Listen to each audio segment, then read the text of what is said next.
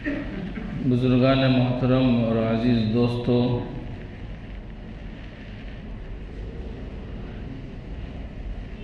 انسانیت پیدا کرنے کے لیے اور آدمیت کو جگانے کے لیے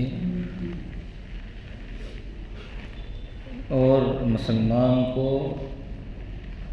یاد دلانے کے لیے کہ تو اللہ کا بندہ ہے، اس کی بندگی کے لیے آیا ہے، اس کے لیے تعلیم کی بھی ضرورت ہے اور ماحول کی بھی ضرورت ہے۔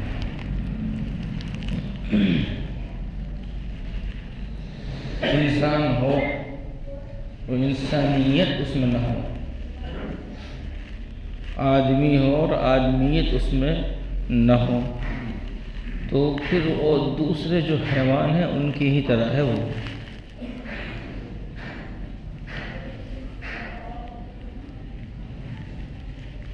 آدمی را آدمیت لازم است، عود را گربو نباشد ہضم است۔ آدمی کے اندر آدمیت کا ہونا لازم ہے، جیسے عود کی لکڑی، اگر اس میں عود کی خوشبو ہے تو وہ خوشبو ہے، ورنہ تو لکڑی کہاں۔ جیسے چولہے میں جلانے کی دوسری لکڑیاں ہیں، ایسے ہی چولہے میں جلانے کی یہ لکڑی ہے۔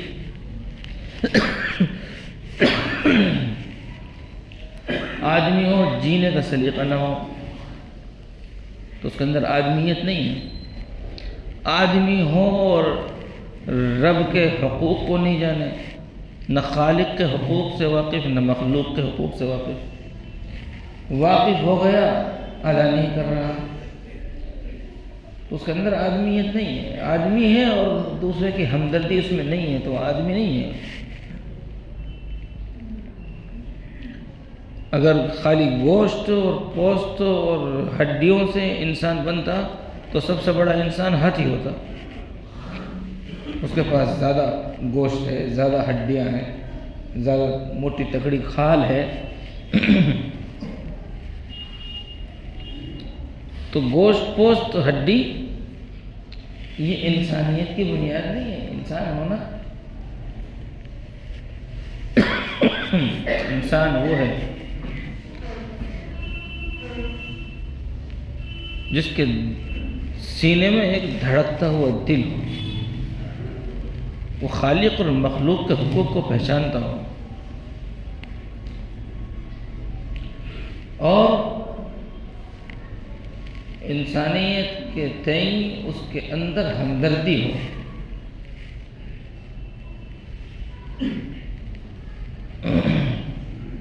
اسی لیے تو حدیث میں ہے کہ سامنے والے کو دیکھ کر مسکراؤ تو یہ بھی صدقہ ہے، آنے والے کا اکرام کروایا۔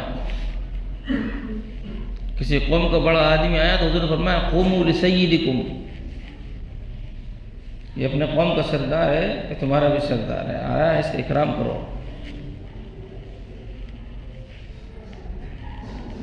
عدی ابن حاتم آیا، ابھی مسلمان نہیں ہوئے تھے، اس وقت تک عیسائی تھے، لیکن حضور کو پتہ چلا یہ حاتم تائی کا بیٹا ہے اور مشہور سخی گزرا ہے، اور حضور صلی اللہ علیہ وسلم کے زمانے کے قریب ہی وہ گزرا تھا پہلے۔ لوگوں میں ان کی عزت تھی، احترام تھا۔ حضور پاک صلی اللہ علیہ وسلم کے پاس اس موقع پر اس جگہ کچھ بچھانے کے لیے نہیں تھا، تو آپ صلی اللہ علیہ وسلم نے جو چادر مبارک اوڑھی ہوئی تھی اس کو اتار کر بچھا دیا کہ یہاں بیٹھے ہیں، اس پہ بیٹھے۔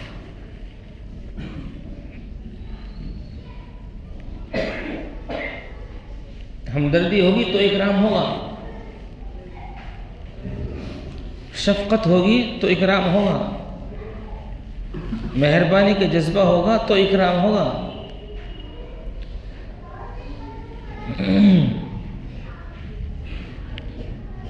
دعوت تبلیغ ادھوری ہے اگر اس میں اکرام مسلم نہیں ہے۔ مستقل جو چیزوں کو ایک ایک امت کے فرد تک پہنچانا ضروری ہے، ان میں اکرام ہے۔ یہاں تک فرما دیا گیا من لم یرحم صغیرنا ولم یوقر کبیرنا فلیس منا، جو بڑا کا ادب احترام نہ کرے، چھوٹوں پر شفقت اور مہربانی نہ کرے، اس سے ہمارا کوئی تعلق نہیں ہے، وہ ہمارا نہیں ہے، وہ ہم میں سے نہیں ہے۔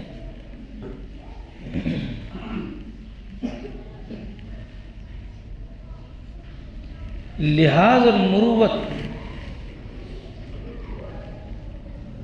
خالی افسانے ہو کے رہ گئے، اپنے بزرگوں اور پرکھوں کے حالات سے آپ واقف ہوں گے۔ ہر ایک کے ہاں کوئی نہ کوئی ایسا واقعہ مل جائے گا کہ اپنا کوئی نقصان فلاں کے لحاظ میں کر لیا، دوسروں کے لحاظ، مروت، احترام۔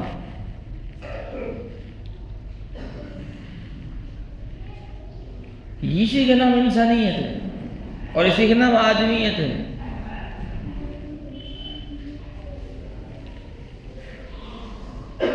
اگر کسی کے اندر کسی کا لحاظ نہیں، مروت نہیں، نسبتوں کا خیال نہیں،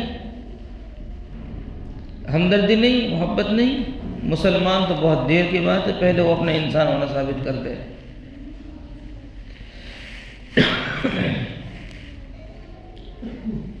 آپ جانتے ہیں بہت سی مخلوقات اللہ نے بنائی ہیں، ایک مخلوق ایسی ہے اگر دوسرے محلے کی مخلوق اس محلے میں آ جائے تو اس کو بھونک بھونک کے اسی محلے کی بارڈر تک پہنچا کر آئیں گے۔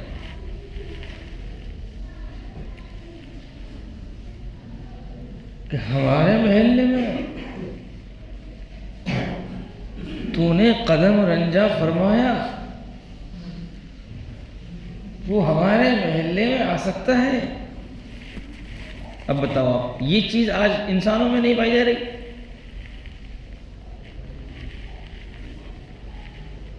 یہ چیز آج ہمارے اندر نہیں پائی جا رہی؟ صفت کس کی تھی، یہ پیدا کس میں ہو رہی ہے؟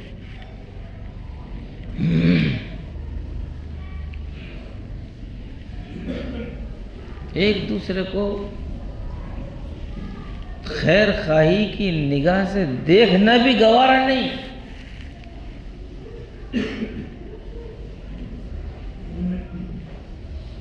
لحاظ اور مروت ختم ہو گیا اور اس کی انسانیت میں کوئی فرق نہیں۔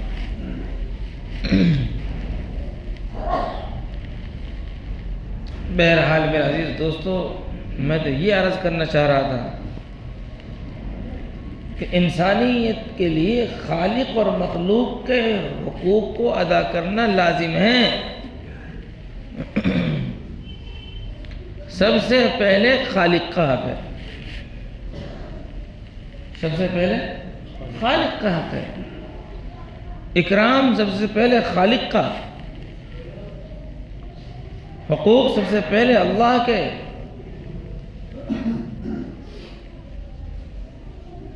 اللہ کے حقوق کو ادا کرنے میں اگر کوئی آڑے آئے گا تو اس کا لحاظ نہیں کیا جائے گا، اس لیے کہ پہلے کس کا حق ہے؟ اللہ کا حق ہے۔ اللہ نے ایک حکم دیا ہے، اس حکم کو پورا کرنا ہے۔ اب درمیان میں مخلوق آ جائے تو یہاں مخلوق کا حق یہی ہے کہ اس کی بات نہ مانی جائے۔ سمجھ رہے؟ مریض کہے مجھے یہ چیز کھانی ہے، ڈاکٹر کیا کہے کہ اس چیز کا پرہیز ہے، تو یہاں ڈاکٹر کی بات مانی جائے گی یا مریض کی؟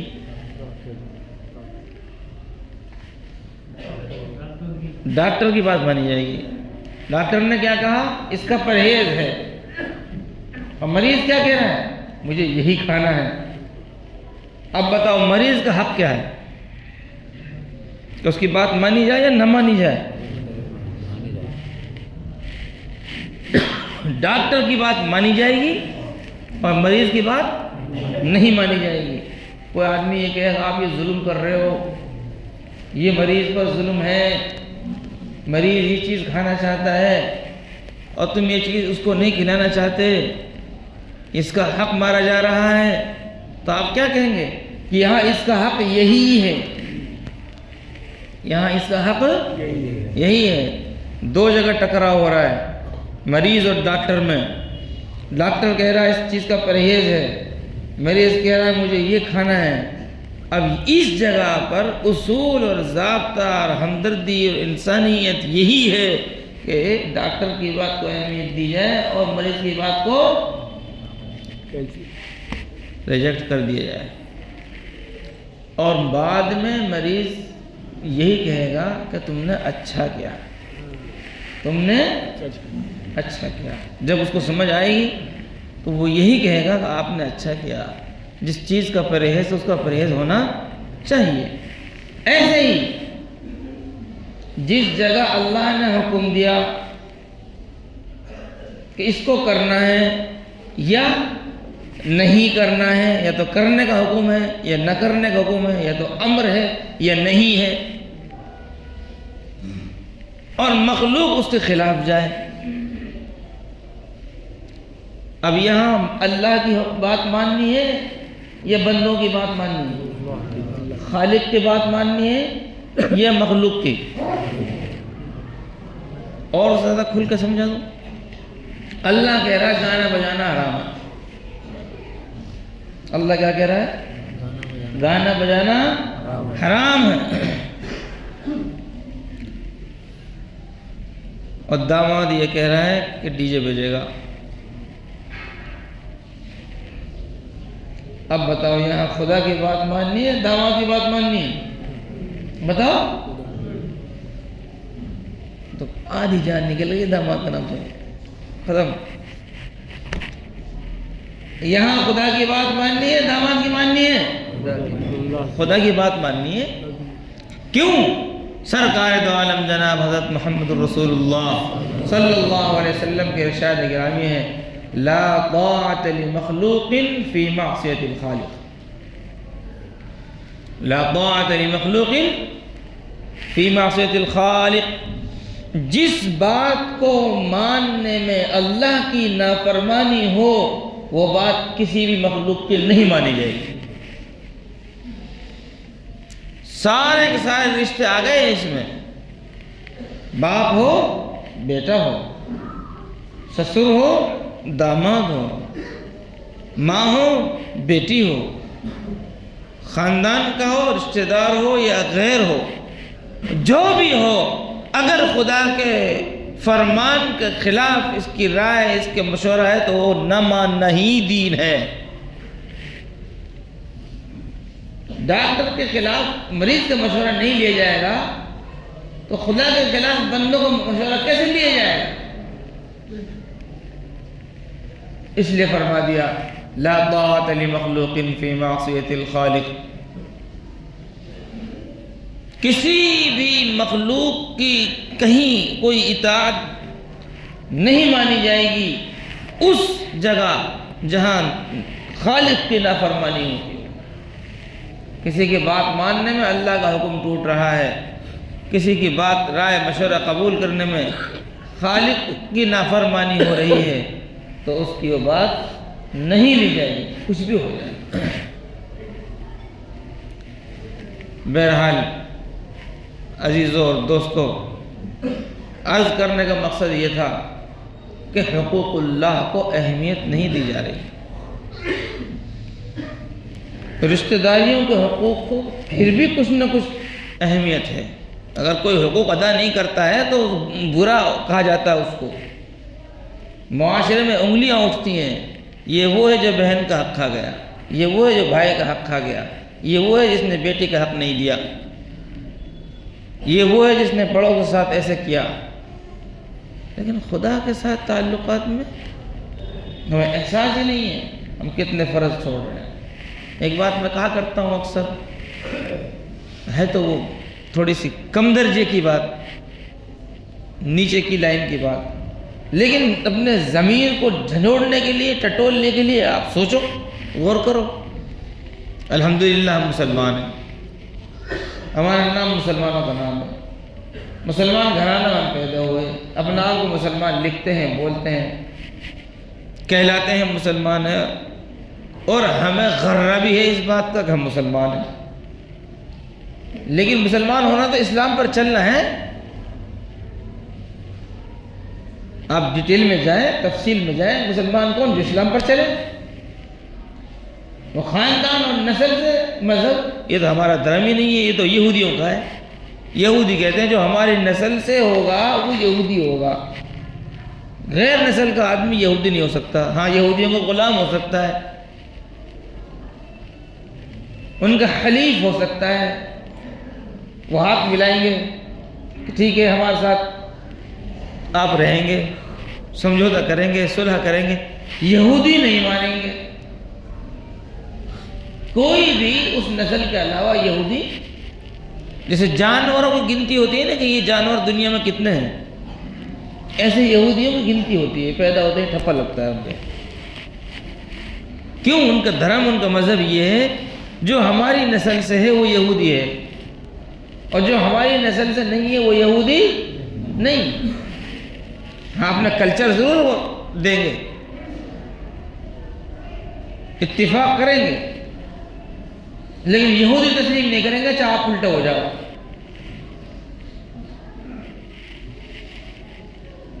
سمجھ رہے ہیں؟ تو لیکن مذہب اسلام میں یہ سوچ نہیں ہے کہ خاندانی اعتبار سے اسلام چلتا ہے، باپ مسلمان تو بیٹا مسلمان، خاندان مسلمان ہے تو مسلمان۔ مذہب اسلام میں تو یہ جو اسلام پر چلے مسلمان ہے۔ اب یہاں وہ بات میں کہا کرتا ہوں کہ ہم کتنی چیزیں ہمارے پاس ہیں، ہم اپنے جائزے لیں کہ مسلمان کو الحمدللہ مسلمان ہیں۔ کیسے جی؟ کیا آپ کی؟ تو آپ ہی گنوائیں گے جی پیدا ہوتے ہی کان میں اذان پڑی گئی، ماشاءاللہ، دائیں کان میں اذان، بائیں کان میں تکبیر، پھر انہوں کو 7ویں دن عقیقہ ہوا، انہوں کو پھر انہوں کو مسلمانوں کو نام رکھا، اور پھر انہوں کو پھر ختنہ ہوئی۔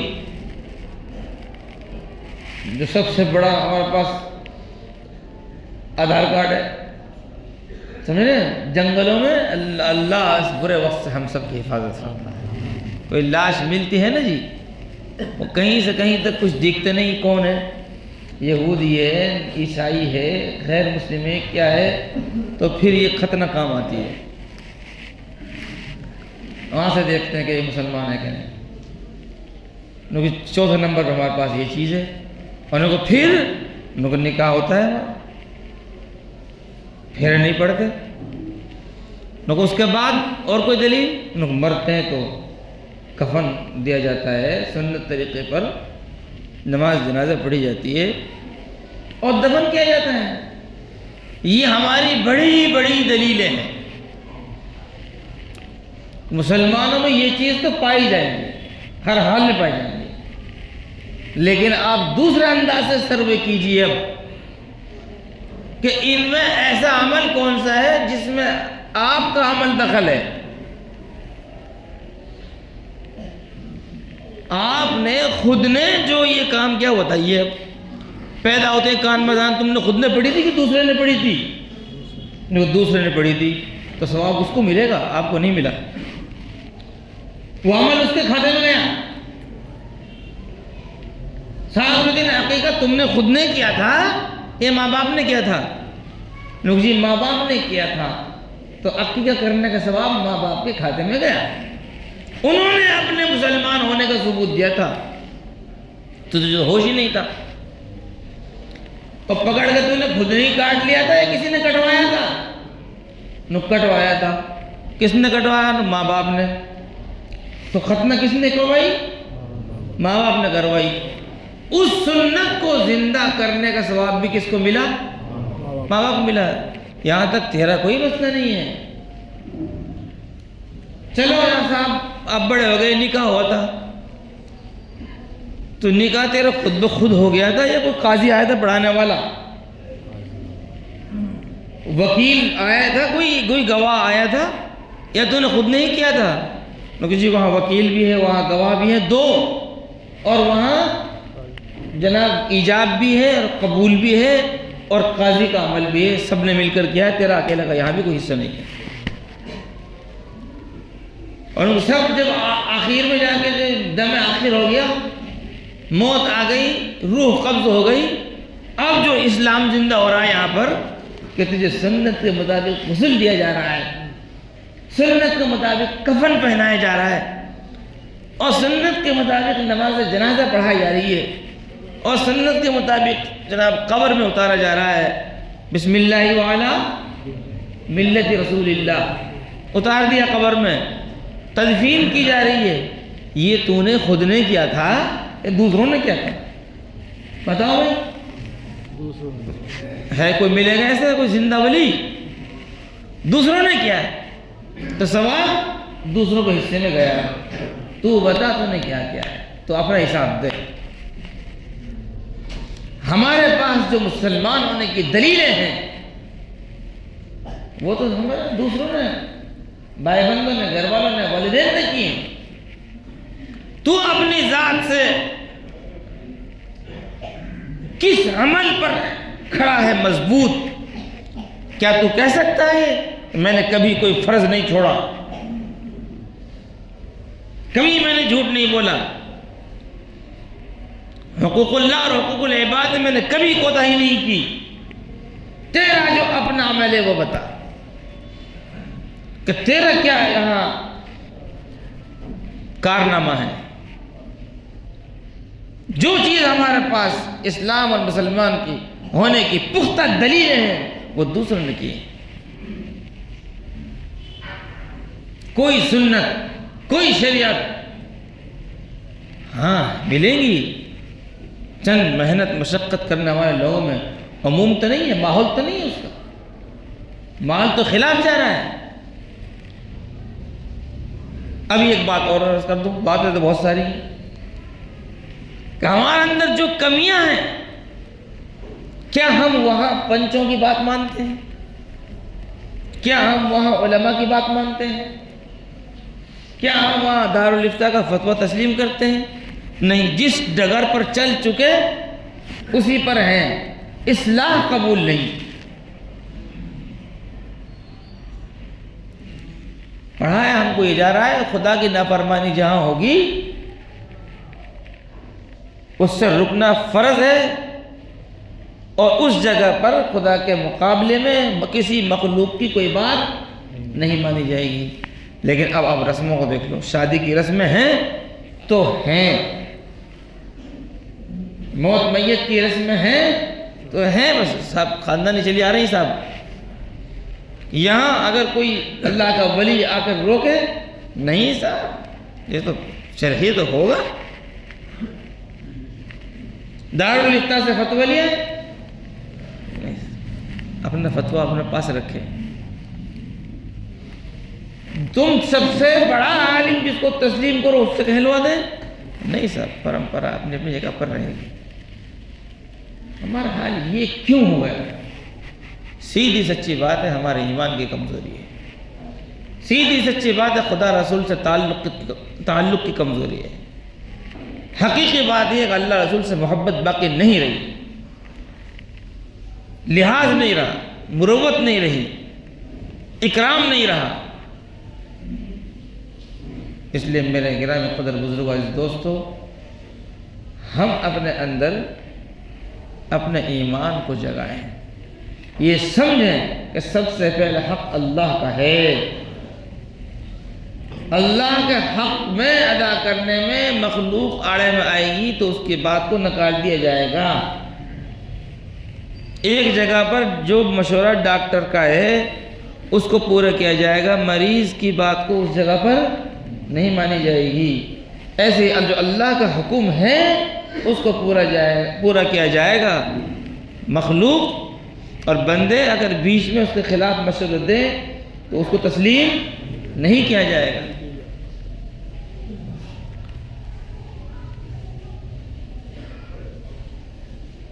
اور ہم یہ اپنے اوپر غور کریں کہ الحمدللہ اللہ کا شکر ہے ہم مسلمان ہیں، ایمان والے گھرانے میں ہم پیدا ہوئے ہیں، لیکن وہ کون کون سی سنتیں ہیں اور کون کون سے فرائض ہیں جو 100% میں نے پکڑے ہوئے ہیں، جن میں 100% کھڑا ہوں، جن میں ہمارے اندر کوئی کھوٹ نہیں ہے۔ جب تک نہیں غور کریں گے کام بننے والا نہیں ہے۔ اللہ کو کامل ایمان چاہیے۔ الذین آمنوا ولم یلبسوا ایمانہم بظلم اولئک لہم الامن، وہ ایمان والے جنہوں نے اپنے ایمان میں خلط ملط نہیں کیا ہے، ظلم کا، شرک نہیں ہے، ظلم نہیں ہے ان کے اندر، خلط ملط نہیں، ملاوٹ نہیں، اولئک لہم الامن، جنت کا وعدہ ان سے، امن ان کے لیے، وہم مہتدون، وہی ہدایت پر ہیں۔ اللہ تعالی ہمیں 100% اسلام پر، ایمان پر چلنے کی توفیق عطا فرمائے۔ وآخر دعوانا الحمدللہ۔